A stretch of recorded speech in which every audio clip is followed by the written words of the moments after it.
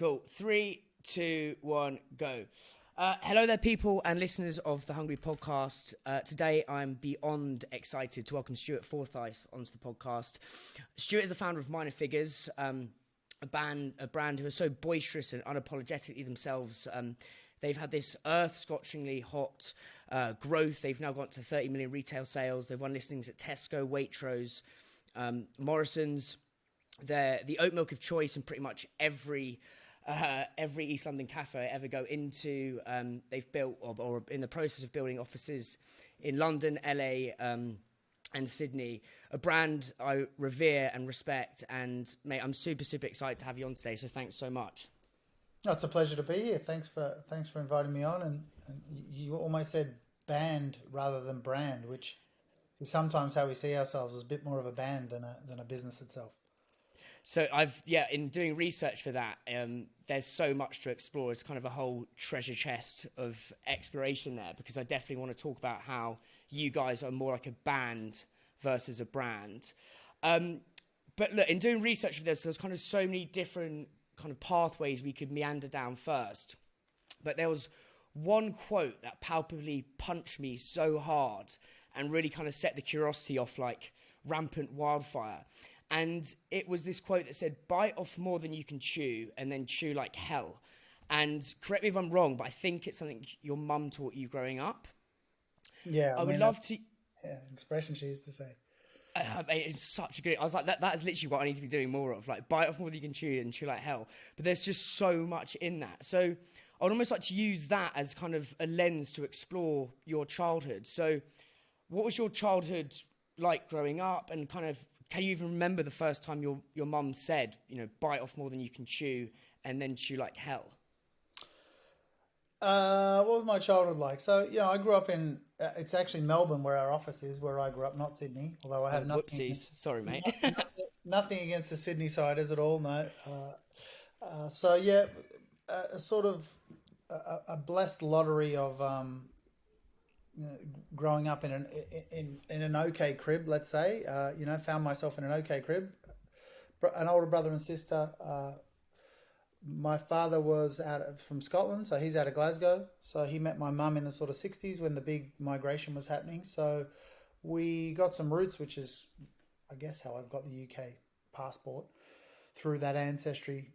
And it was a great growing up. So, I mean, I think I always like to tell this sort of tale. On my father's side, he grew up in a coal mining village, and his father had to go into the mine at age 11 when his father died in the mine. So my great-grandfather died in the mine, and my grandfather, because the mine owned the village, there was no one in the house. They were going to kick him out of the house. So at age 11, as the oldest boy, he went into the mine the day after his dad died in there. And he spent his whole life down in the pit. And then my dad was obviously born there. And then at a certain stage, they ran out of coal. So they booted everyone out of the village and then just, flooded it. So it's now, where my dad was born is now completely underwater. And you can imagine the sort of the lifestyle of the weather and the poverty and the alcoholism and the hard times. And I always tend to joke that that's actually the lighter side of my family. It's actually my mum's side, which tends to be the hard side, and it's actually that side, which is the soft side. So you can imagine how interesting that is. So I think it comes down from might even be on my mum's side, my grandfather.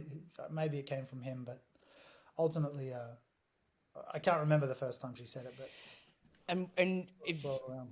when you said your mum's side, that your dad's side made that look like light work, is if you don't want to go here, we don't have to. But I'd love to know if that's light work, and that seems pretty arduous and tough. What was your mum's side like? I just tend to think that being farmers in the back of Australia, in the outback in Victoria, or it's not the outback, that's kind of in country Victoria, is a tough existence, and I think that probably the Scottish side just suffered well. They managed to have songs and poetry and a sort of beauty about this that the Aussie side just kind of hadn't quite grasped through their culture yet. So they tended to be just like driving at everything, full on, like flat out. So it was sort of a different approach to things. And I guess it's from that side of the family where that saying comes from. I see. And how do you implement that at Minor Figures now, or how do you inspire your team to bite off more than you can chew and chew like hell? Are there any examples of that? Well, I think there's, becoming a business, starting a business and becoming a business owner is a difficult path. It's not something that I recommend for everyone. Often people ask me, should I start this or should I do that? And I say, look, no, it's not for you. Like it's really difficult. Now, the reason for that is probably, firstly, the reason I got into being what they call an entrepreneur, or they love to use that term in the States particularly, is that I had this foolproof plan, you see, Dan. What I did, and I've said this before, but what I did was very slowly and very carefully, I cultivated this personality which was completely unemployable. And then there you go. I've got nowhere to work and I have to start my own thing. So that's kind of how I ended up here where I am. And I think there are people who are, that's the first part. And then the second part is that I think there are people who are very successful at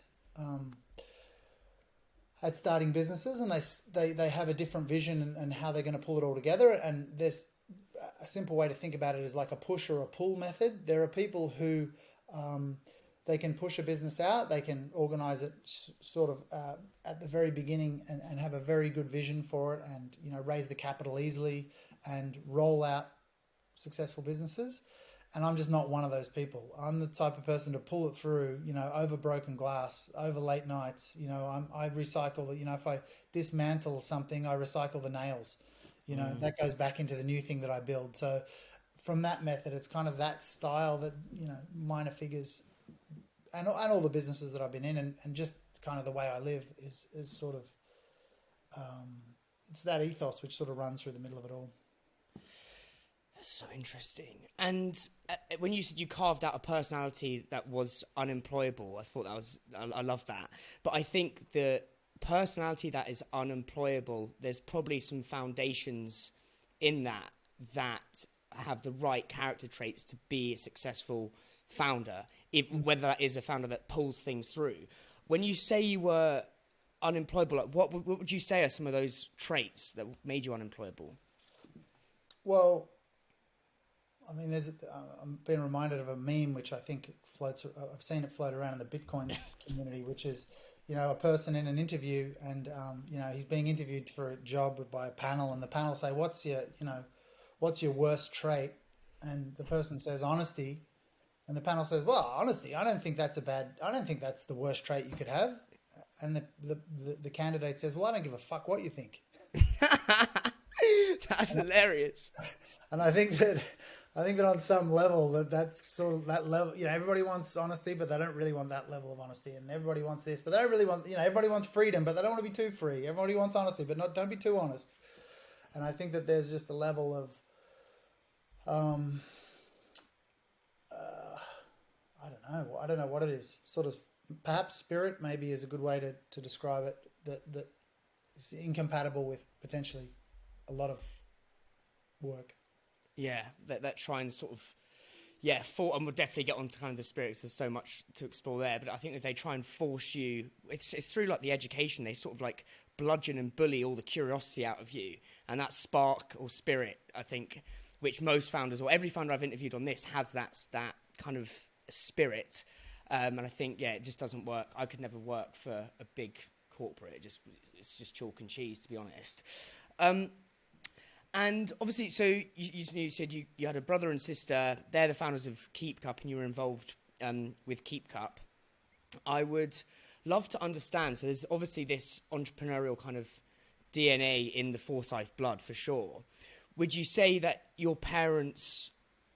What are the specific lessons your parents taught you about this? And it could be anything from your dad in Glasgow, your mum in the Outback. But I've never seen a family that have built like two huge, great brands and businesses that solve genuine problems.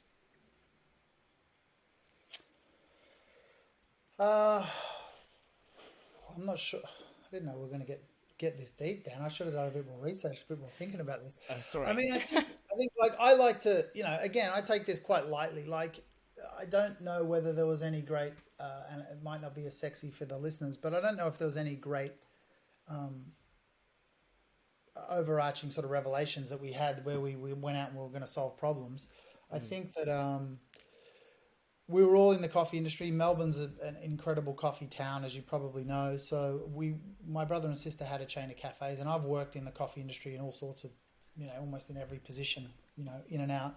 And so that was a natural progression. And, coffee's has become kind of more or less my life. Like that community they're not kind of customers, they're friends and they're people that I love. So it's quite a difference. Once I got into that space and then Keep Cup had such a wonderful success through there, I got to know the global coffee community rather than just the Australian or the Melbourne community. So that was the thing which set that off. And then, the progression to Minor Figures itself was simple. It wasn't anything big and grand, and Keep Cup wasn't big and grand either. It ended up there. I mean, I might be giving you the grand finale early, but I was joking that if I was to write my business book, I never read these business books, but you see Richard Branson telling you how to do things, and someone else is telling you how to do this, and someone else is telling you how to do that. It's like if I wrote my business book, it'd be one line, and it would say, "I timed it well. The end." I love that. You just cannot, for all these people who go on about how self-made they are, like everybody, like there's so many people propping you up. There's so many people helping you and paying it forward and just everywhere along the way. And there's just so many unnamed moments that are just so lucky to get to where you are, that when people sort of talk about how self-made they are, it rings a bit false to me, to be honest, for somebody who's, as you say, has had two successful brands, let's say. I mean, as businesses, they were great, but as brands, they were really successful. So I think that's probably. No, I completely agree. And I interviewed Camilla from Rude Health, and her whole thing was serendipity over strategy. And I think a lot of people, and I went to university and did a degree in entrepreneurship, and there was some plonker on stage who'd never set up a business in his life, and I was like, hang on a sec, mate, why am I paying like 20 grand or whatever it is for this? Like this can't be right. And they just come up with all these pontifications and kind of inane processes, and then I've obviously gone to work for Money Life, and I'm like, well, none of that rings true. And I think, as you say, it's this whole self-made, but no, I love that. And I think for anyone listening to this, it's just, if you take the right steps and you're following what you want to do, and you do get luck, and I think the more work you put in, the more luck you get back, is kind of what I believe for sure.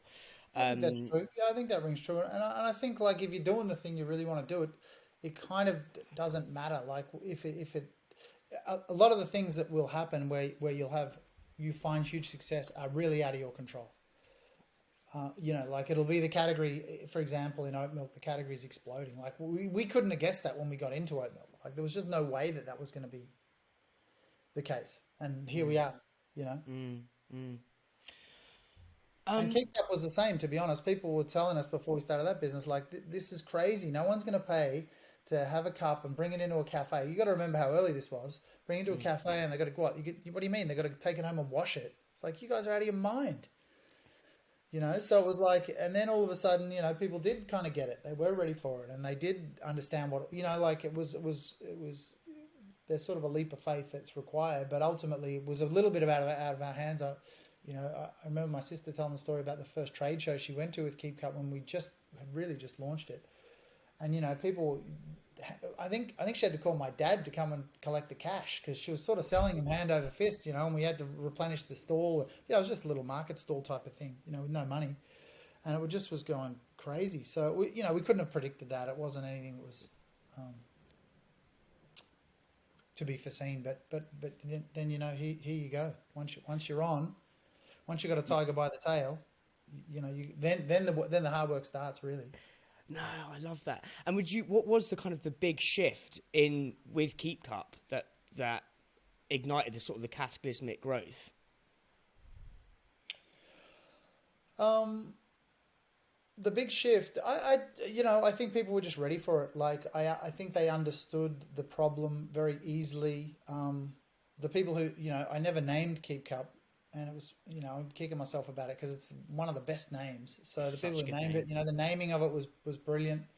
There was just a lot of things that sort of were happening at the same time. It was around the time of the sort of triple bottom line around sustainability. So while nobody had really cracked it, and again, like when you think about it, really the moment or the sort of the thing which made it successful is we made Keep Cup in the size and shape of paper cups so that cafes could take the product in. And that is so obvious to everybody now. But at the time, travel mugs were like giant big buckets. So when you brought it into a cafe, the barista, you were giving him brain damage because he was like, what do I do with it? How do I charge? I've got a push button till. What is this, like a quadruple extra large? Like, how do I make a nice coffee in this? And when we made this product in the same size and shape as paper cups, the baristas were more than happy to take it. They didn't want to, see all those paper cups walk out the door. So it was actually kind of getting buy-in from the other side of the bar, which was really easy to do once you had the right product for them. Yeah, that's so interesting. And I'm just kind of just thinking now for listeners is in terms of like creating the right product that's for the right channel. And I think I interviewed Rich from Moju, and he was saying they talk about this whole product market thing, which is a bit kind of business wanky, to be honest. But like, it's if you can get the right format per channel as well, that's really important. It's something I hadn't even thought about. But as you say, now, I mean, makes complete sense. The Keep Cup, the right size, allowed that transition to be so smooth for the barista, which then gave it more oomph and kind of gravitas. Where I want to go now, mate, is I want to kind of cross the waters and the sort of the Pacific Ocean to Japan. And I listened to a podcast where you said you had your first cold brew coffee in Kyoto. And I correct me if I'm wrong, but I spoke to Ben and he said you spent quite a lot of time in Japan. And I think it's just such a fascinating, weird, wonderful country. So I think first question is, and it is quite a big question, but what does coffee mean to you? What does coffee actually mean to you in like a sentence?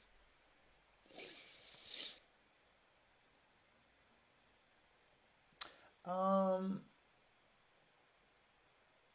not sure. I'm not sure. I mean, what I really like, and what I really like about Minor Figures, what I really like about Keep Cup, and also what I kind of like about coffee is this idea of there's some level of sort of storytelling and intimacy there. Like the idea in coffee that you have this gigantic, almost enormous infrastructure, of growing, of farming, of, this agribusiness, which is just huge. And then you've got the processing, and then you've got the transport, the shipping, the storage, then you got the roasting, and you got all like this enormous sort of pyramid coming right down to the point where a barista hands you a coffee. It's very, very intimate, that experience, if you can capture in your mind all of the work that went into it. And I think that that's always been really, really attractive. There's a sort of storytelling aspect to that, a sort of mythology perhaps about it, which I've really enjoyed about coffee. That and the fact that I probably can't operate without it, so that also helps. Oh no, for sure, and we'll come on to it. 'Cause obviously, I know you wrote a book as well, which I think we'll definitely come on to that. But for me as well, like I do a lot of writing, and it's pretty messed up how much coffee I bosh through. But without it ignites the storytelling. But also, it's kind of like a nexus, a meeting point of ideas and conversation. Like all good ideas come, for me at least, from coffee. I absolutely love it. Yeah, and they come from conversation, and conversation happens in coffee shops. Ideas start there, revolutions start there. I think that they are important. I think there is a story about, wasn't one of the English kings who shut down all the coffee shops at one time because he didn't want the rebellion way back? I probably should have done more research on that. I'm not sure, but I listened to a Joe Rogan podcast the other day, and he had this guy come on who basically stopped drinking coffee for 3 months, and then he said he had his first cup of coffee, and it's like the best drug he's ever taken in his life. And he basically goes through, and he talks about how as soon as we started making coffee, or coffee became more like apparent in people's diet, is everything starts to happen. So like the industrial, all these amazing changes happened all from this beautiful cup of coffee.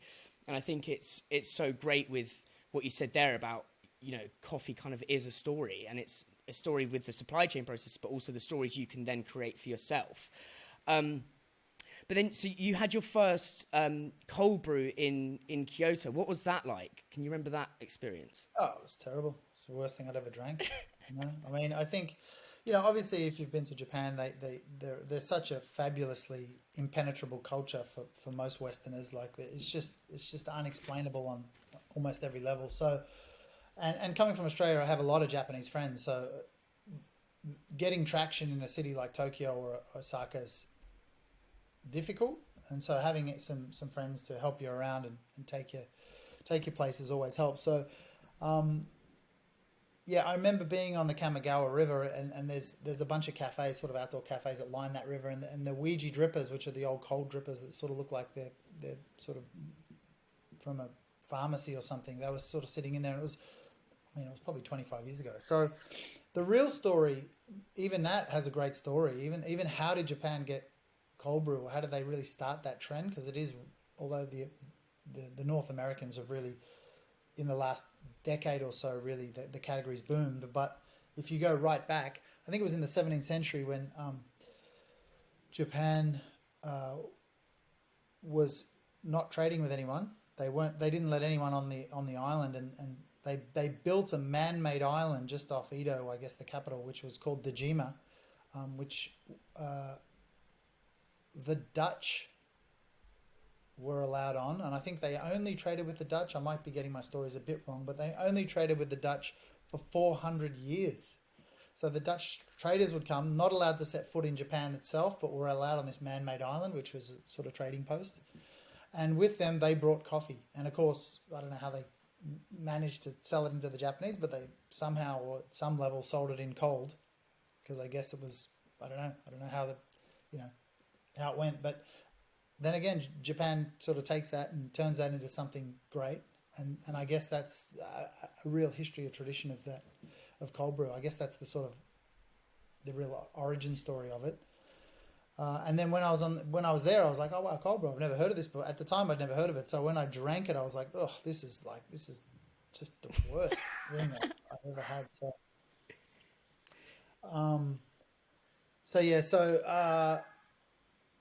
So then here I was, like 15 or 25 years later, with essentially Minor Figures ended up being a cold brew business. So again, the ducks, which you see in all the, they're a bit of an Easter egg in all of our images. The duck, I think that is part of that story, the origin story of Minor Figures, because I think Kamigawa translates roughly or specifically to Wild Duck River. So the brand itself, where I had the first cold brew, and then on our packaging, there's a sort of hidden duck story in all of our pictures. I love that. I absolutely love that, and I obviously I never knew that either. That's so interesting. And this is maybe a slightly weird question, but you said you've got friends in Japan, and I actually went to Kyoto. When was it, like the World Cup, so 2019, and I was just completely gobsmacked by just the culture. Everything about it is just so mental and amazing. I asked this question to Camilla as well, actually, and she spent quite a bit of time in Japan. And obviously the Japanese have loads of words that you don't have in the English language that have lots of weird meanings. Do you have a specific word in Japan that means a lot to you that isn't in our language? Nah. No. At least you're honest. I love that. And then I also read that you'd set up a sustainable chopsticks business in Japan. Am I right in saying that? That was a business that never quite made it out of the gate, but an unbelievable design. I started in the UK actually, but we did have good distribution through Keep Cup in Japan. So it was a similar concept around, I guess, the idea of, in Japan, there's a lot of use of hashi. They call chopsticks hashi. So right. Disposable ones, which are often made out of softwood, not bamboo. So there's a bit of a sustainability story there. And then really, again, just trying to set myself these unbelievable challenges. Like, how do you design chopsticks which are absolutely perfect? There's really nothing you can do. I mean, when you think about design or style, let's say, there's always that expression about, I don't know if it's the French ladies or wherever it comes from. It's, they put everything on in their outfit. They put all the hat and the earrings and everything, and then they take one thing away, and that's the perfect outfit. And I think, like, well, you get the chopsticks. There's nothing, they're perfect. You can't define them. So I set myself quite a crazy challenge with an industrial designer here in the UK, a guy called Guy Robinson from Sprout Design. So we designed something pretty phenomenal, and then had a really interesting material selection, and got pretty far actually. But I guess when you get to these stages of manufacturing, we were piloting it at a plant in Peterborough, who does a lot of injection molding for I think they do it for Boeing, and they do it for McLaren, and they do like all these like really far out, like very specific like componentry. And when I was in there with my chopstick design, and I'd taken the tool there to get for him to help us, press this thing with this, it was sort of a bioplastic that was compounded with old chopsticks, actually, an old wood. The guy told me halfway through the day, he said, "Man, I've never, of all the things I see coming through here, this is absolutely crazy. I've never seen anything like this." So that was almost like a red flag. I nearly fell over that this sort of very high-end, sort of exclusive sort of injection mold specialist was telling me, that our little company was doing something that was sort of really bleeding edge. That was almost a red flag that this was going to be a bit too much. Maybe I bit off a bit too much there to chew. Interesting. And so just for a timestamp, when was this, the chopstick business? Was this... I was running almost in parallel with Minor Figures. It was kind of slightly before Minor Figures. Ah, okay. And are there any specific lessons from either, as you said, you're the kind of the entrepreneur who pulls your way through? I find that really interesting. Are there any specific lessons from Keep Cup or the chopstick business that then you've implemented at Minor Figures to set you up for success there?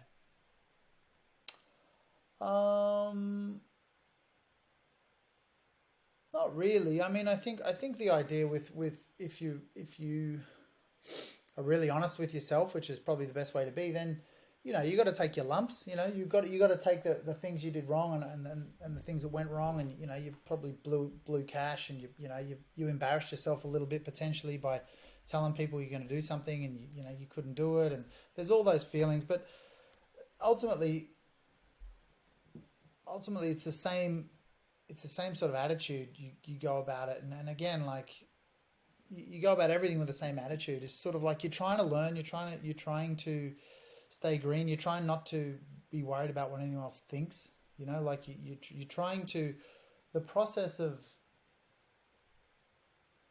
successful businesses and maybe a successful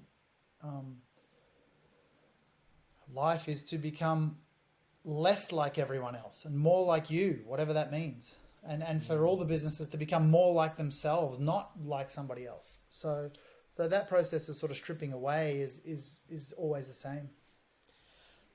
Yeah, I love that. Less like everyone else. And this, you kind of set me up perfectly for where I want to go next, which is the band, not brand.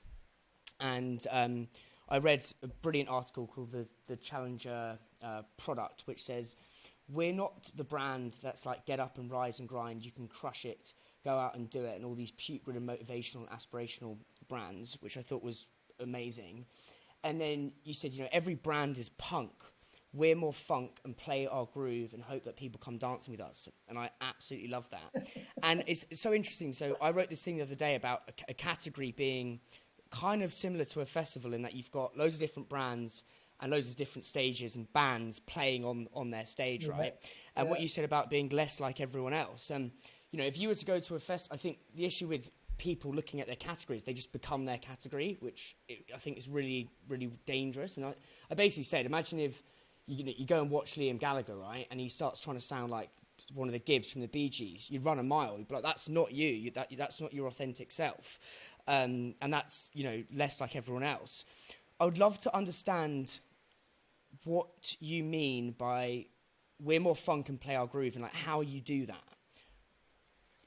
Well, I think there's probably a few things. I mean, it sounds quite embarrassing to have that read back to me, but I'll say that there's still a lot of truth in it. In that,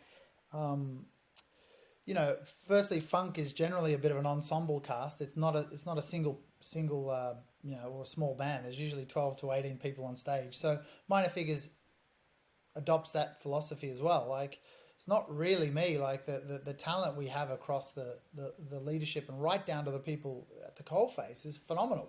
We're probably the best, the sharpest business in CPG, and we provide. Hopefully, you know, there's three businesses, so there's three slightly different business cultures, but perhaps the one thread which follows all of them through is this lack of bureaucracy. You know, trying to reduce red tape and reduce the amount of, you know, people obsessed with titles and people, you know, who you know, who have egos. Like, it's a very egoless place to work, hopefully. And everybody, you know, the best idea wins, and it doesn't come necessarily from anyone at the top.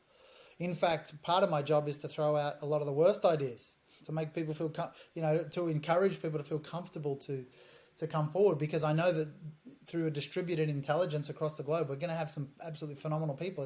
It's actually, how do you tap that? How do you make people feel comfortable? How are you comfortable with failure and things like that? So an ensemble cast is probably the first connection. And then the idea around being a challenger brand is that you define yourself by what you're not. So Keep Cup went after paper cups, and, you know, some drink that's soft drink that doesn't have sugar in it, it's going after sugary, you know, the Coca-Colas. And you got Brewdog, which is the ultimate sort of punk brand, going after, you know, big beer. So you're kind of seeing this, you're telling this story of a sort of incumbent monolithic corporate structure that you're going to storm the gates of. And it's fine. It's a really good strategy for brands because people can easily understand it. It's really digestible very quickly, which is very important.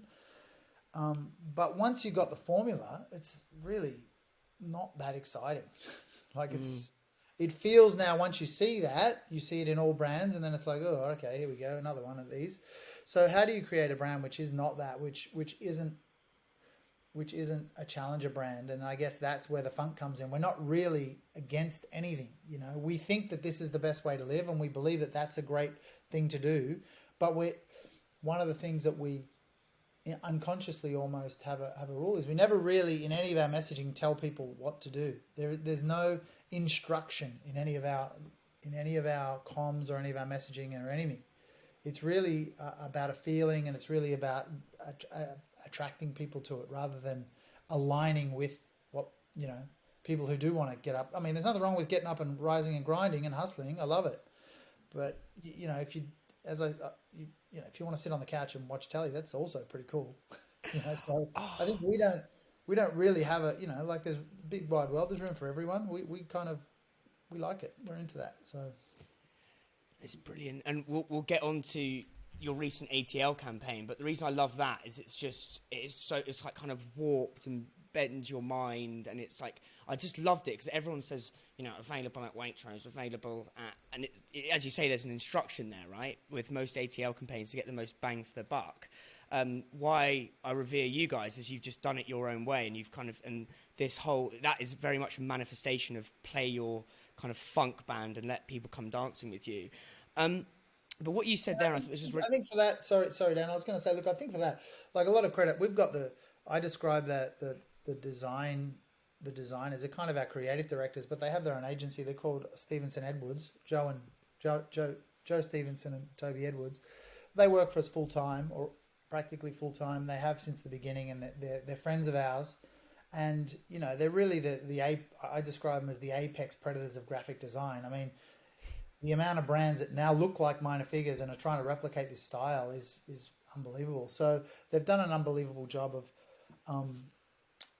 of ensuring this brand identity is continued. And to be honest, for most of us, we feel like we haven't begun, like we haven't started to even unpack it yet. So there's such rich territory that we haven't really explored. And, you know, when you talk about those campaigns, I was talking to someone recently, and I was saying, like, and this actually came from another talented person, Alexa, who's going to be our CMO.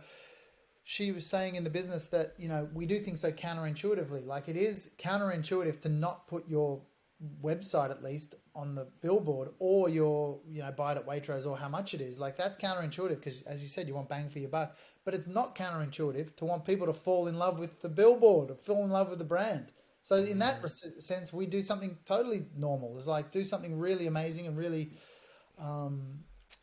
bright and positive and cool, and gives you a feeling. That's not counterintuitive, actually. So it's a sort of interesting approach that kind of, on paper, at least, if you're looking at, you know, the sort of Excel spreadsheet, may not make all that much sense, but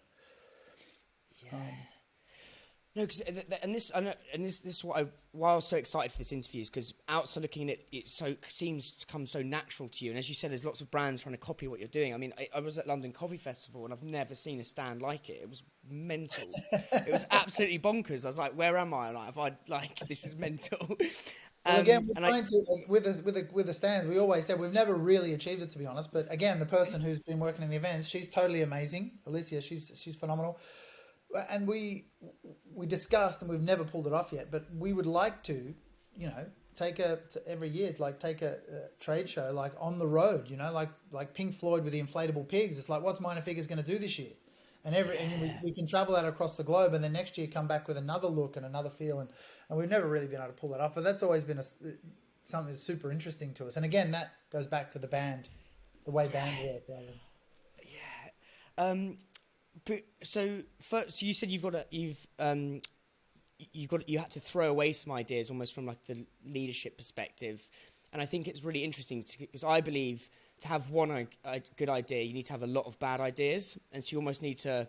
It's kind of like paintball. You've got to shoot off a load of, you know, paintballs, and eventually you'll hit one that does land, and that's a great idea. What were some of the maybe like ideas you had to throw away just out of sheer curiosity? Oh man, I mean, in what what day are we talking about? I mean, this is the thing. Is it on a daily basis? Like, because it seems you've got this constant. Where I'm trying to dig into is like, how are you being this creative? Does that make not just you, but the brand? I think. Look, the other thing is we're really constrained. You know, like you don't have it all your own way. Like we. You know, depending on how businesses set up their production, you know, their purchasing and all these things, like you're actually constrained by so many things that there isn't a lot of room for you to have these real breakthroughs without any money too. Not a big, you know, research and development team and those sorts of things. So what's really important is really listening to, again, the customers, you know, seeing how they're responding to things and being really agile and the ability to be fast. If the gap between big corporates being quick and startups has shrunk so considerably now, like there's maybe 12 months before the corporate can do it. You know, in the old days, if Cadbury or Coca-Cola wanted to do something, they'd have a 3 to 5 year, you know, turnaround time and a plan, and they'd sort of roll it out super slowly. But now they're getting more agile as well. So I guess you got to swim faster than them. So I think that's always interesting to us. I think we've got our brand's very elastic as well, because we don't really have like this really strict tone of voice where we have to sound the same all the time.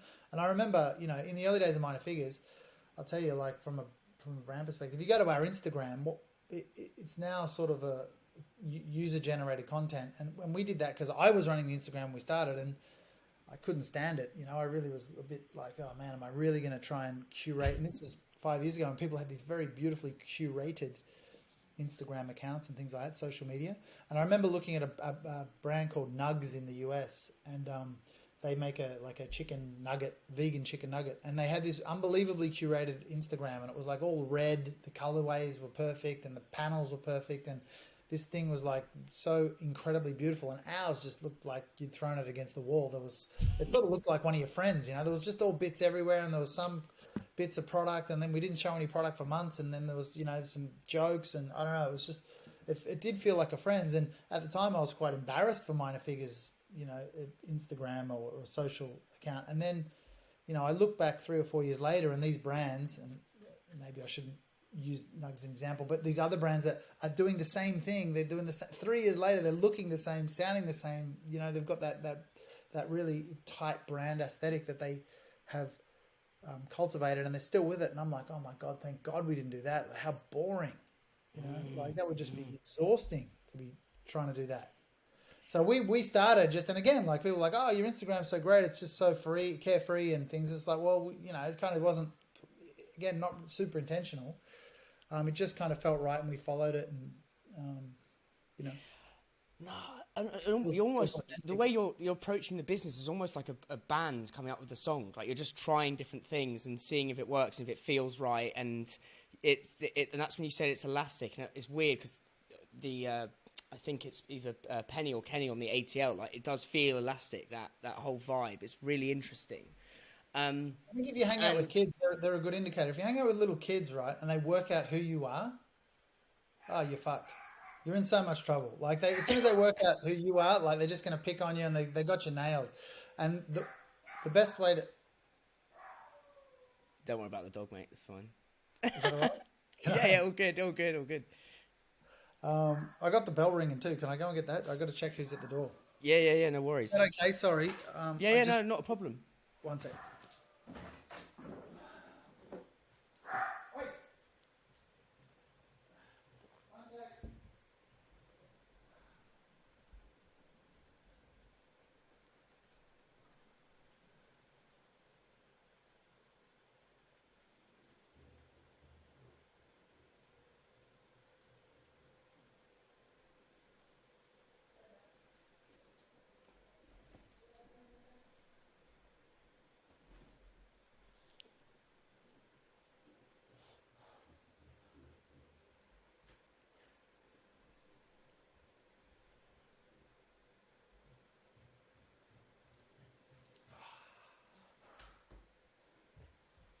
Sorry, Dan. Quick intermission. No problem, mate. My family's out of the house, so. Trying to remember what we were talking about the creativity with the ATL campaign, and saying you wouldn't want it to be like elastic. Sorry, you wouldn't want it to be kind of like dogmatic in the way it comes across as a brand. Yeah, I mean, I guess elastic or wavy is a good way to describe it. Like I was saying how, like, if kids work you out, then you're in. Oh, that was it. Yeah. You know, basically, if a little kid works you out, you're fucked. So, you know, you got to stay like changing your style and changing your personality, and you know, and then they're super intrigued. You know, you can see them really intrigued by it. You know, and the curiosity continues, and it gets deeper and deeper and deeper, and you can really make a real connection. Whereas as soon as little kids peg you, they're bored with you 2 seconds later. There's so much in that. So I want to go to this band piece, and as I said, like all these ideas you're coming with, it's almost like a band, like coming up with different riffs and songs. And one of my favourite bands, well, they are my favourite band, is the Beatles, right? And what I love about them is that every single album they released, you can see this morphing and this elasticity with their music. And you know, some songs, if you think of like Helter Skelter, basically created like metal. They created that. I don't know if you've heard that song, but then you listen to that, and then you listen to something like, I think it's Sexy Say, like all these different songs. It's just so elastic and moving, and I think you guys as a brand are kind of similar to that. You've obviously got Minor Figures FM, so music is a big part of everything you do. What would you say are some of the bands that influence you? Not necessarily your favourite bands or music, but like have really impacted you as a brand. Well, I think separately. I mean, the one which we talk about is Parliament and Funkadelic. Like we do sort of joke around, and I'm a huge fan, so we do joke around about that. But more than that, it's not so much bands that have influenced us per se. It's more that in the coffee industry, everyone's a musician. Mm. You know, you're working as a barista and you're a musician, you know, part-time and you're a musician. You're in a cafe, you're listening to music all day. You know, I think in our business, like we've got, I think 3 people in our business have got their albums. They've got their own albums. So, you know, super talented people just internally in our space. So I think it's just something that's really natural to us and something that's can be really interesting and really for a community and a connection piece is something that we want to pursue. I mean, we haven't quite worked out exactly how we want to go about it, but it does feels right.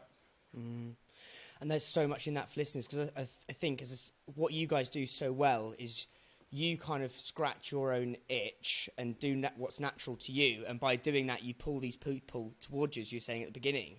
And I think a lot of listeners may start thinking, oh, we've got to look at what our competition's doing, or do like a brand NPS dip, which are just, it's like, it's not going to, it'll tell you some numbers on an Excel spreadsheet, but it's not going to tell you to be true to who you are as a brand. And I think, yeah, what you guys are doing is extortionate in that space. Here's the doggy again.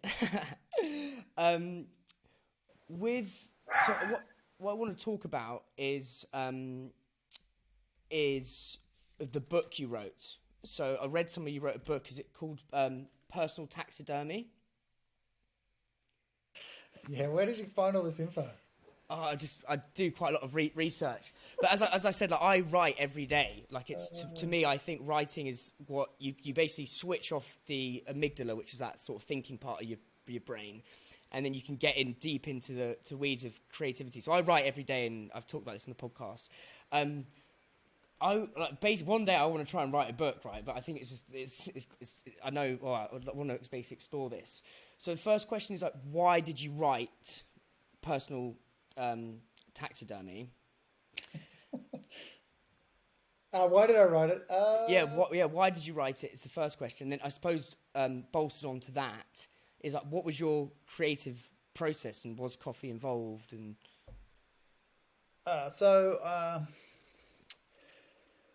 why did I mean, I've always been interested in literature and books and writing, and I guess I had just sort of finished school and was doing things, and I wrote a few short stories that had some success, and I wrote a feature film without knowing how to write one, and just because I think I was upset with the quality of Australian cinema at the time, and I think that got optioned for two pints of beer and a packet of crisps. And I thought, oh, well, that's pretty good. Like, I could probably have a go at this. So I actually went back to school and I did a course, just a 1-year writing course, which was really interesting to sort of connect with people who were thinking in that way and in that space. And again, like, if you we're talking about that style of just going all out. Like, there are people who can dip in and out of things, and there are people who can have, like, in the old days you used to go to work and then you'd have a hobby. The man would have his shed and he'd be, building model aeroplanes or a train set. Now we're so obsessed with work. We work all day and night. We can't get away from our phones, and we've lost that sort of ability, which is a bit of a shame, actually, that we don't have that second life, let's say. And I'm not that person. Like, I don't have that second life, and I can't do multiple things at once. I go absolutely all out on everything I do, always, and it's just the way I'm built. So, when I finish Keep Cup, I never think about it again. And when I finish a book, I just never think about it again. And when I go after that, I'm just all out at it. So it was really, again, a challenge of could I do it? And ultimately, yeah, it's an unbelievably taxing endeavor to write a novel. And, obviously it was a commercial disaster and a reasonably critically well taken, actually, but and again, I guess I would say I'm proud of it. I picked it up a while ago, probably a couple of years ago, when we were moving house. I found a book and I read it through, and it really, these days it reads like someone else wrote it. Like, it's so long ago that it doesn't even feel at all like me. An incredibly taxing and long process, which I kind of, I don't know, as a sort of weirdo masochist that I am, I quite enjoyed, to be honest. So I wrote that, and actually I got it sort of published independently, and then I had an agent in New York who was trying to sell it into the American market, and that never took. And then I got money to write a second book, which I kind of got halfway through. And then at that stage, I think I was traveling, and then Keep Cup was starting, and I was sort of swirling around different things. And then as soon as Keep Cup really started to move, I just went all in on Keep Cup and sort of left half a novel and previous life behind. So interesting. And what was the creative process? Would you be militant and like get up every day, same time, write for X period, or was it we'll bosh a bit out here, then there? Because I'm kind of fascinated with people's unique creative process. Yeah, I think ultimately the discipline to get up and face it again, whatever that it is admirable, you know. And well, you know, I'm not a overly disciplined person, so I wasn't, you know, setting the alarms and making sure I was there. But you know, I really wanted to, you know, see it out. Like it, you know, I tend to think maybe there's a bit of Daniel Plainview about me. You know, if any cinephiles know that reference, where yeah, there is something where I just like if I can't write the novel's one, then I just can't have that happen.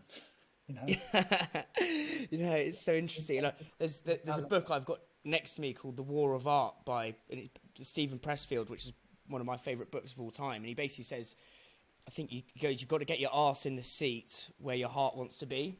It's like just sit here and start fucking writing. But I love it. To me, it's my hobby. It's my thing that gives me separation from work. Do you still? What are you writing now? So I just write on basically posts on LinkedIn. So I wrote a thing about obviously the categories being the same as Glassdoor. I basically write 3 to 4 pieces of content on LinkedIn a week, and I feel like I've got a book in me, but I just need to face the beast at some point. And obviously at the minute it's just too bonkers with Manny Life and doing this. It's just there's too much. But yeah, I want to get a book out at some point. I mean, I think the thread that follows that through. I mean, it is a pretty crazy path, you know. But ultimately there is a thread through it, which is that, and again, it's sort of like the things that I've personally been involved in. They're all about product design and storytelling. Mm. They're all the same. Like if it wasn't Minor Figures and we were doing oat milk, we'd be doing something else, and I'd be approaching it the same way. And if it wasn't that, I'd be something else. So they all, and Keep Cups is the same. It was product design and storytelling which sort of led that business. And completely agree. I think the best brands are the best storytellers ultimately. And would you think, well, obviously, what I'm kind of speculating here is that writing that book got you very good at storytelling that was then spilled out into Keep Cup and Minor Figures. And then you said literature, you've always been a big fan of literature. What are some of the books that have really like influenced you or influenced you? I wouldn't say it's overstating it to say that books and music kind of saved my life more than once. Interesting. In literature, the book which completely changed my approach to writing and maybe everything I was doing at the time, the person that I was The Wind Up Bird Chronicle by Murakami. Oh, I've read that. That is 10. That is 10 out of 10. That's just unbelievable. It blew my mind on just too many levels, you know. And then since then, I've read some unbelievable, obviously that sort of magical realism of literature. You know, everyone in that space is is borderline genius. But that particular book at that particular time for that particular me, I mean, it was unbelievable. All his books have because it's all about going into the well, isn't it? Like the central theme with Murakami's books is everything goes deep, and I don't know how he does it, but he's got a brilliant book called What I Think About When I Think About Running, and he basically he's masochistic about running. Like he will just bludgeon his way through ultra marathon races and then write for 4 hours a day, and I'm just like he's such an inspiration to me. The thing about his books as well, I mean, I can't, to be honest, it's been a while. I can't really remember. But the thing the impression that it left me again was around a feeling, like the process of reading the Wind Up Bird Chronicle. I remember was so intense for me, but at the end of it, his writing is so light and so lean that it was almost like a dream. It was almost like something that I'd remembered and hadn't read. It was a very strange experience. So when I read it, I almost thought that his writing is like Japanese cuisine. In that it's like it's so light and simple, but so like intense and complicated at the same time. It's a bit of a paradox. Yeah, no, he was. Yeah, I mean, listeners should listen to that. Should definitely read that book just for life. It's a brilliant book, and I believe listeners should have some sort of writing or journaling process to help solve problems. Like, obviously, there's loads of stress building a challenger brand. There's people problems. There's financial problems, and I think writing allows you to kind of. It's almost like someone said, the spiritual windscreen wipers. To help you clear your head and then take action. That's why I write every day. If something's going Pete Tong, if I can process it. Do you still write now or like when things are getting really tough? Is there a process, or you just? I love that. I've given up writing. I don't write. I don't read. I just do minor figures. I'm just all in, always. I love that. Always. Yeah, I just don't do anything else. So. Again, like, I don't take it too seriously either. Like, the problem, I would suggest that the issue for a lot of entrepreneurs is that you have so much of your identity wrapped up in this thing. So much of you is in it that you really need to be a special kind of maniac. Like, you need to be absolutely 100% committed to a new business and a brand and a mission. But at the same time, you need to be able to not be wrapped up in it. You need to be able to cut it loose. And people who can't do that end up, unless it's really successful, it's very, very hard. I mean, it comes at such a cost. And certainly minor figures and the things I do come at a cost to me and to my family. But, I try and manage that well. And I manage that simply by almost, stepping back always, constantly. So that distance is really important. So when you say stepping back, because this is one of the biggest issues for listeners, is that you're completely right. Their business worth is their self-worth, which is just a complete nefarious situation. When you say step back, what does that actually look like? Well, I just imagine. I imagine what it would be if I just could I cut it loose? Could I walk away? And I have to almost.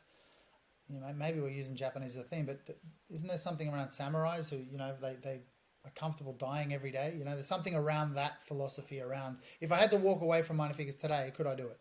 And the answer always has to be yes. If it's not yes, then there's a problem. But then I just go and dive in and just go absolutely crazy. So, but I just need to check myself in that space that could I do it or not? Like, what would it mean? And would I live? And yeah, I think, but that takes, by the way, that, I'm probably borderline sociopathic, so I don't know how easy that is to do. Yeah. No, I mean, I think, as you say, the samurai analogy is brilliant, but I think a lot of listeners will struggle to separate the business worth from the self-worth. But I think anything, it's kind of like the riddle wrapped in the enigma, right? So how do you do that? Both at the same time. That's the problem. If you step back too far and you're not committed enough, you're never going to make it. Yeah. And if you commit all in, which you have to be all in, then your problem is you're all in and you can't get out. So you need to have that distance, and maybe that comes with a couple of failures. Like, if you mess up a few times, you realize it's not so bad. Like if you manage to navigate your way out with your shirt on, you realize it's not so bad. And almost everyone on the planet's not going to care. So. Yeah.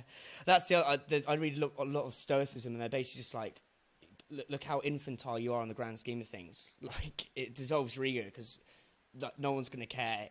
I think someone said he really realized that you're so unimportant, was that when Prince died, is like after 2 days, people have kind of just forgotten about it. It's like, you're not that important. Your business isn't that important. So I think having that perspective is interesting.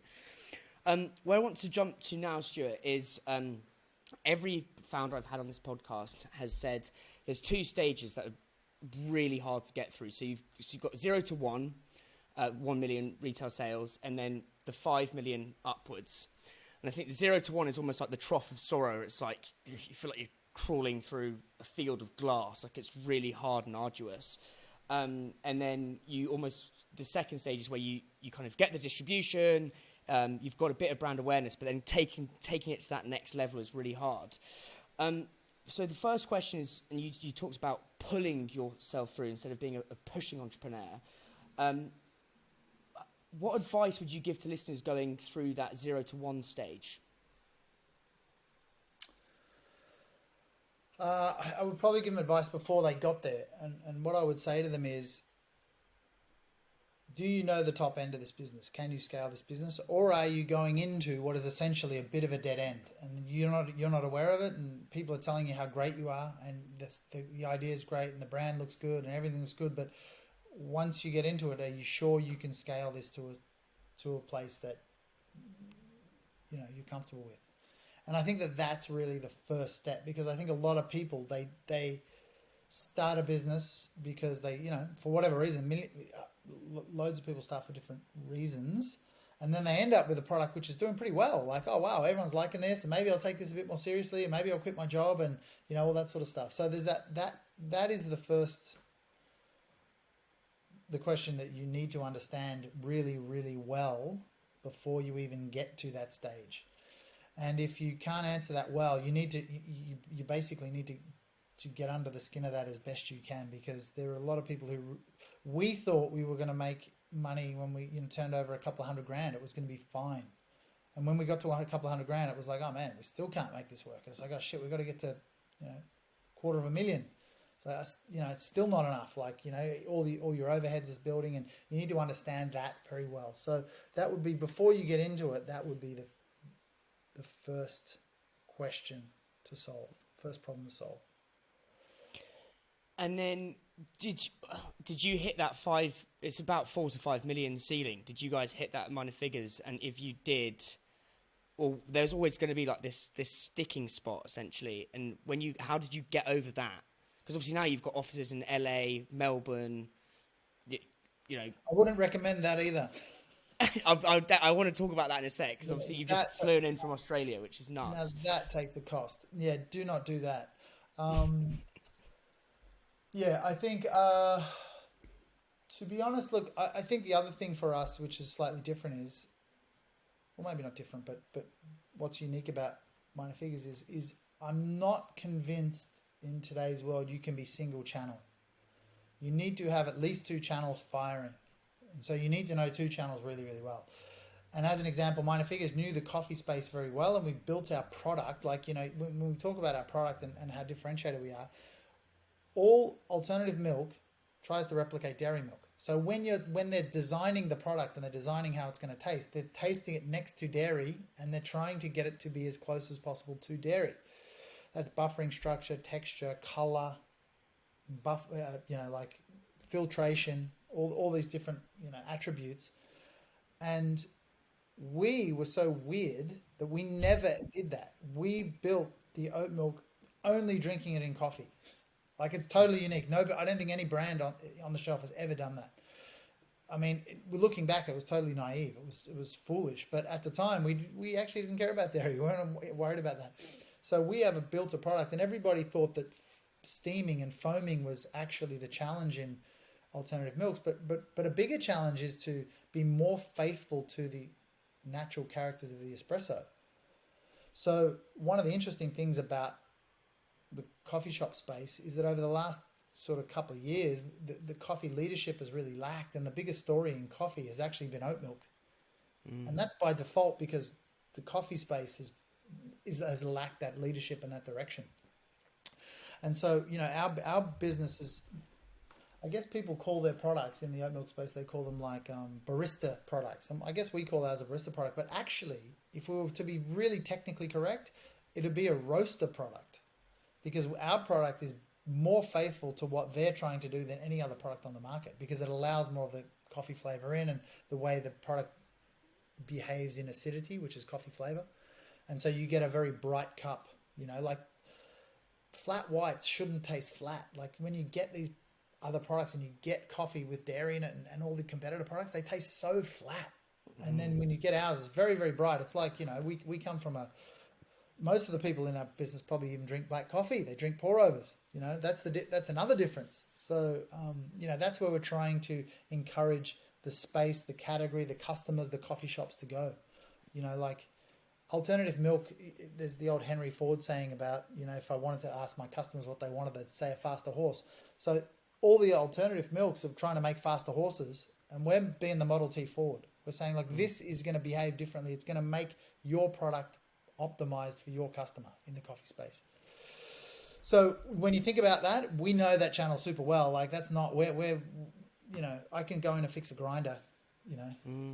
Don't test me on that, cafes, by the way, because I might be overstating it these days. But like there's a lot of people in our business. Let's just say there's a lot of people in our business who can, and who know that space super intimately. So we know that very well. And actually, we had to learn retail, and that came with hiring people who spoke that language. It's a whole nother ecosystem and a whole nother language. So, and we were lucky enough to get Ben Veer, who I think come on board a couple of years ago. And I mean, he really just transformed the business. He's brilliant. We look back thinking, what were we doing? We didn't have a clue about how to talk to the big retailers. So, again, going back to businesses who are starting, I think they have to fire in a couple of channels. So that's another thing that I need to ask before they begin. I don't know how it's very difficult to make money, to make profit through a single channel. It's so interesting because it goes back to this whole the goal of this conversation was to unpack this, play like a funk band and let people come grooving with you. I didn't realise what you were saying there about, you guys are coffee enthusiasts, you are musicians. I think on your website it says we're a rabble of musicians and barbers, etc. But the way you're actually making the product is what the roaster wants. And I didn't realise that's how... Because when I drank it, I was like, that is unreal. Like, it's banging. But I didn't realise that was the actual process of making it. And I think for people listening to it, it's like going back to, stop looking at what the competition are doing or what they want to do. Just do what your core wants to do. And by doing that, over time, you'll start to bring your people to come and, groove with you. Just out of, again, sheer curiosity here, it's like, where would you say is the best place in London for a coffee, with your oat milk? Because I'd want to go there because I love coffee. I probably prefer not to say, just in case I upset a few of our other customers. But I like a lot of. I think. Let me answer this. London's a super dynamic coffee space. Right. I think it's one of the better cities in the world for coffee. So as long as it's,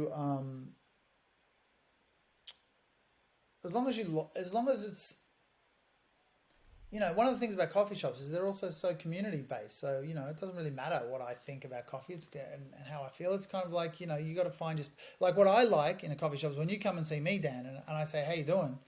Mm-hmm. You have this little moment where you're leaving your house where you're getting yelled at by your partner because you left the toilet seat up and you left dishes in the sink, and then you're heading to work where you're going to get your ass kicked by everything you got to do that day and your boss and whoever and your customers, and then you have a little moment where you walk into a coffee shop and they say, hi, how are you? And have you tried this new pastry? We got a new pastry in, and they curate an experience. The music's just right and the things, and they curate this wonderful experience which. You take 5 minutes out of your day for. It's like a little, it was a New York investor who I said, she was young, and I said to her about how I was sort of explaining that experience in a coffee shop, and she described that as, oh, we don't do that. We dial ahead and we go and pick it up and then we drink it walking to the office. What you're describing, we would call self-care. And I was like, what? I was like, wow, no, that's just what you got to do every day. Yeah, I mean, maybe it is. That's what you got to do every day.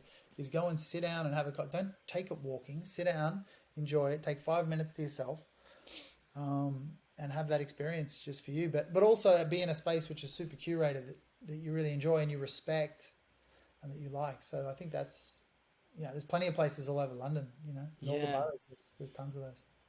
I love that. And I think it's also, all the best ideas come in coffee shops. They never really come in boardroom or anything like that. I think it's because as you say, your brain's getting stimulated with the hiss and the smell of the machines, the music, the chitter chatter. It kind of, as I was saying earlier, it almost shuts down the amygdala part of your brain slightly and allows you to kind of create these ideas. I want to talk about LA, London and Melbourne and having offices there, because that to me seems bonkers. Obviously you've just flown in from Australia. I suppose the first question is, why did you go to, to give some context first. So Ben said to me before we jumped on this is that it's interesting because you've got, obviously London's or the UK is beginning to take off. Australia, you've got like a stronghold because there's just two major retailers over there, and then America's still pretty nascent in the grand scheme of things. Like, how are you? Like, why did you decide to go into those other countries? Yeah, again, like not overly thought through, and we probably, like a lot of things at Minor Figures, rushed it. So I got two wonderful business partners. One of them runs the Asia Pacific region. So after we started Minor Figures, and I might be getting this wrong, Johnny, so apologies if I do, but I think his wife was pregnant, and he said, well, I'm going back. He's an Aussie. I'm going back to Australia. And I said, well, we'll just shut down Minor Figures. It's clearly never going to fly. And he said, oh, no, I'll do it down there. So, all right, okay, well, let's see how that goes. So in the end, he sort of kicked off Minor Figures down there. That was shortly after starting. So immediately we had UK and Australia. And then we struggled along and kind of, until we designed the oat milk for the cans, and then we released with the new rebranded and with the 1 litre oat milk right at the time when the category started to fire. And so we were very blessed to be in that space that was really taking off. And we were, then what happened was, to get into the US, there was an oat shortage in New York in 2018. It was the great oat shortage of whatever, and New Yorkers were kind of losing their mind. It was one of the competitors couldn't supply.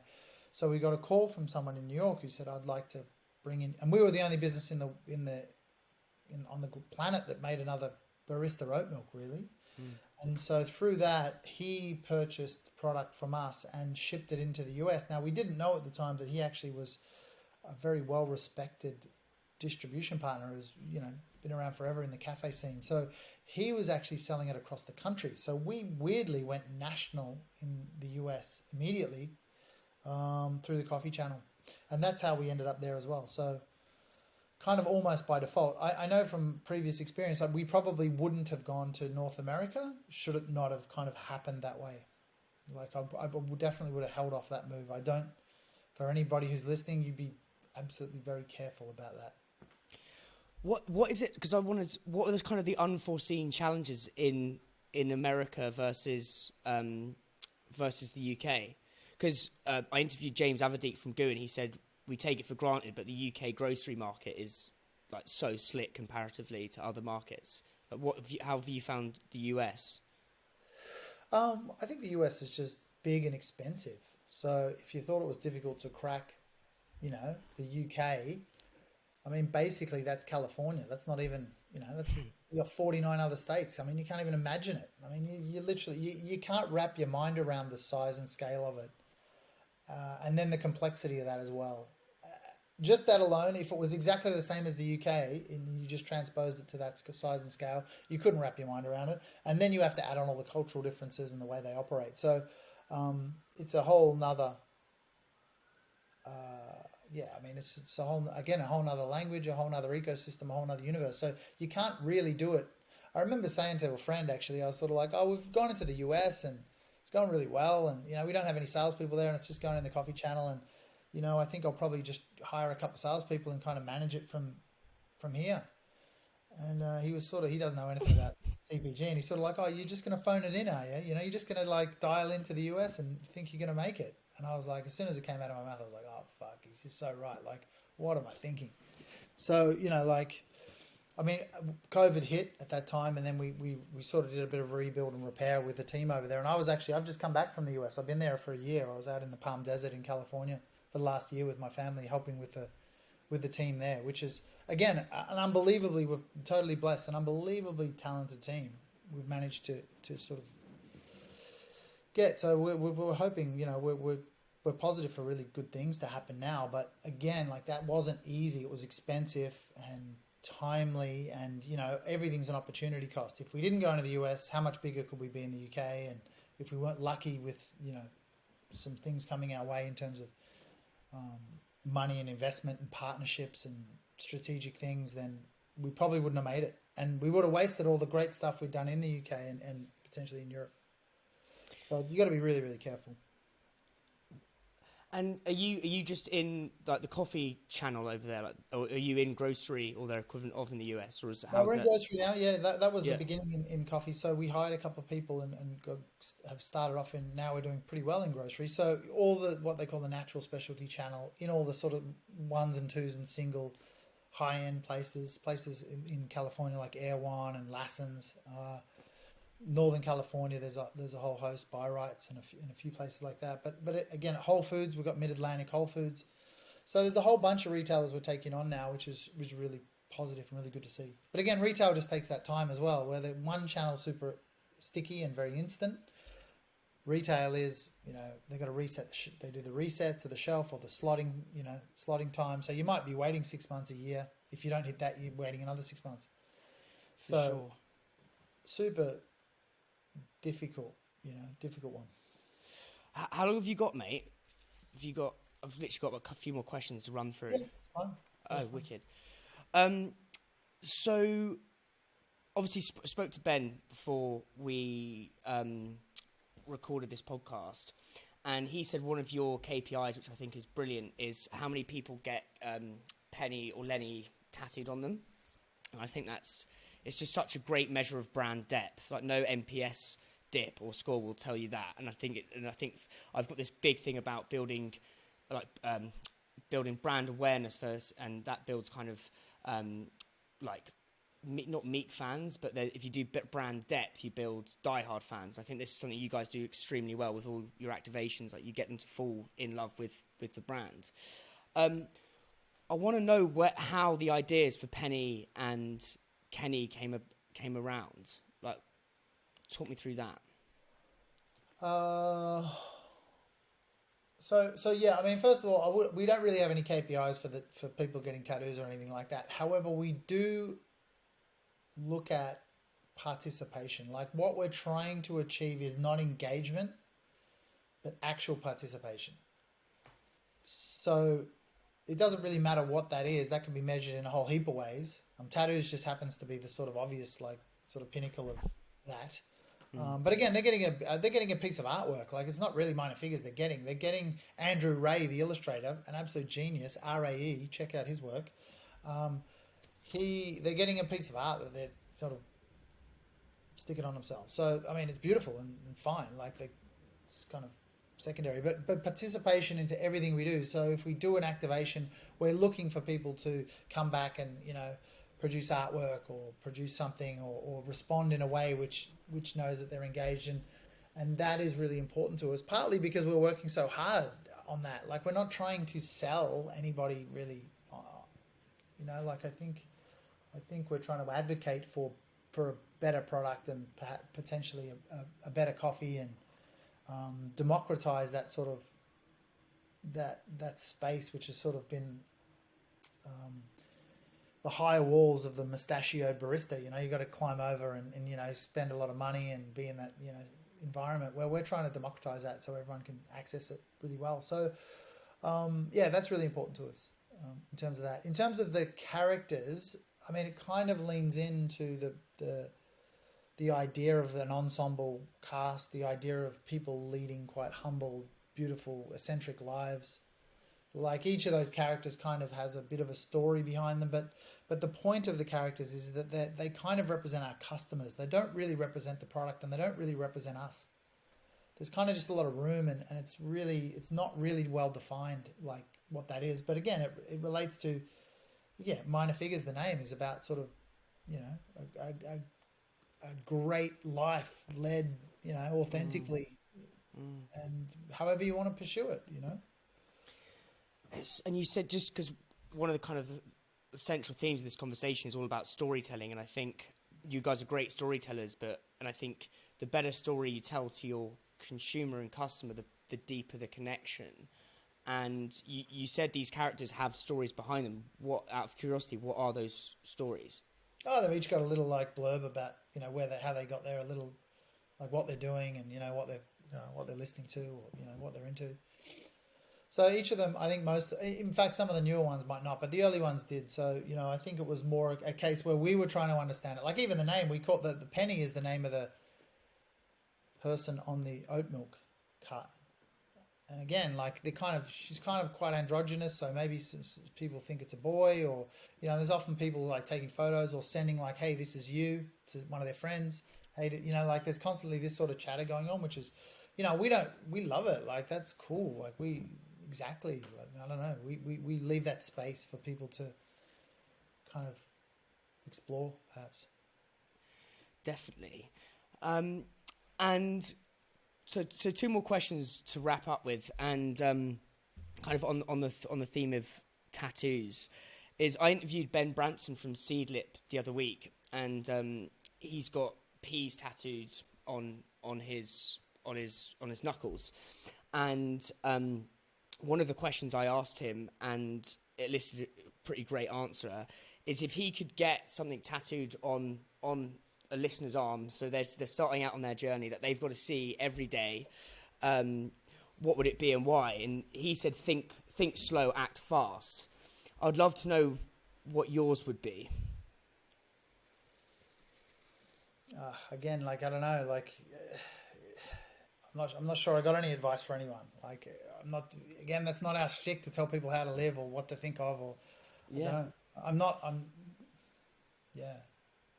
I can only do it how I do it. I mean, so I don't know. No, but I think that's it. Only do it how you can do it. And I think that's what it's great, because I think the main thing I've learned from you is, and minor figures, is this brave ability to just do what you want to do and be comfortable with that. Because I think a lot of, I know for so many listeners are constantly looking at their competition or trying to do something that doesn't feel authentic to them. And if you're not doing something that's authentic to you, then you're just never going to attract your. It's almost impossible these days. As you say, you go to school, they tell you how to think. You go to your therapist, they tell you how to do whatever. You come home, your parents tell you how to do stuff. Like you're just constantly being told how to do things, and then you're on your phone the rest of the time. So you're not really contemplating or sort of stepping back. So you're looking at whatever the hell you're looking at, and the influencers are telling you now you're thinking like them, and you just don't really have time to think a lot of problems through. So I guess I would not be encouraging or advocating for anyone to live their lives a certain way. That's not me, so I'm not going to tell them how to get the tattoo. But I do like, also, is it Ben from Seedlip? I like his as well. Like that seems a reasonable. Yeah. No, I think what you said, just I'm not going to tell you. It goes back to the authenticity point. Final question is: there's a book that I absolutely love called "The Obstacle Is the Way," and as you were saying, you're a bit of a masochist in terms of like you can just like go all in and just like bludgeon your way through problems and just keep grafting. What has been one that was seemingly insurmountable obstacle on your journey that actually retrospectively paved the way forward? Because I think every listener's got an obstacle right now that they're going through. I think the major, well, it depends where you are on the journey, but I think in terms of, rather than ultimately, I think Ben loves that book too. The Obstacle Is the Way. I think it's a great book. He had a book club for this team to read it. But I imagine that there's always a couple of paths, and the litmus test of the road you choose is the hardest one. I don't know why I think that way. Maybe there's something just inbuilt in me. Like if there's an easy path and a hard path, it's not the easy path is the one you should follow. So when you go into a business setting, then almost everything is an obstacle. It depends how you see it. Like I think if you think I've got to get up today and go to work, it sort of sets a negative mindset. It's like I have the opportunity to go to work today. How good is that? Oh man, I've got to go to the gym or whatever. It's like, no, impact of sort of what you're about. You have the pleasure to go to the gym. You have the opportunity to go to the gym. It sort of changes that mindset into something which lessens the to go after. So that's the first thing. That mindset's really key. But rather than an obstacle, probably I think really focusing on the culture. I guess maybe they're high performers, but they're causing problems. However that is, can really transform your business in a positive way, and the wrong people can really just set you back. Like obviously, even people who they just don't fit in or they're not right. Culture kind of comes out, and focusing on team and people is really, really key. In a small business, the right people, because as somebody who is starting a business, let's say, you need to be very aware of that and be able to navigate that really well. And that is so hard to do, particularly for people who are new at it. It takes a long time to get experience of that. And you know, constantly making mistakes. Minor figures constantly making mistakes as well. But being able to navigate that really well and very fast is the key challenge you will have if you have any success. And to do it well, you'll turbocharge the business. You'll be so much further ahead if you make the calls early with getting the right people in and getting the right culture, getting the right org structure, and understanding that really well. And how do you do that? Like, is there a specific interview process, or like, how do you ascertain whether someone's the right fit? Because look, I've seen this at Manilife as well. We've had people come in and leave, and if it's not right, and you know, they're great people, but wrong hires can kind of eviscerate the culture within 2 minutes, and it's danger zone. Then, is there, knowing what you now know, is there a way you at Minor Figures understand if they're the right fit? That's a big challenge for us now, actually. I mean, I think the thing for us now is we're 100 people, or just over 100, distributed across the globe. So it actually becomes very difficult to kind of have be across everything and to be able to communicate what Minor Figures is clearly. So that's a massive challenge for us at the moment at our size. In the early days, it's super difficult. It's so difficult. I think probably you need to have a really good, rigorous interview process, and through that you probably want to make sure that the person, at the end of the day, they firstly have to be able to do it. They've got to be skilled enough, and they've got to have the experience for it. They've got to kind of be close to where you kind of need them. And then the final piece, the third sort of bit of that triangle, is that they need to want to do it. Like, I think that motivating people and hiring the right people who are enthusiastic and fired up is really important to small business. And again, it makes all the difference. It makes absolutely everything. Forget like whether your brand or your logo's got a little like tick here, or the color's a little bit off, or the product didn't come out exactly as you wanted. Like, those things kind of fade away once you build a culture and a team and a sort of a business which it just can overcome those things.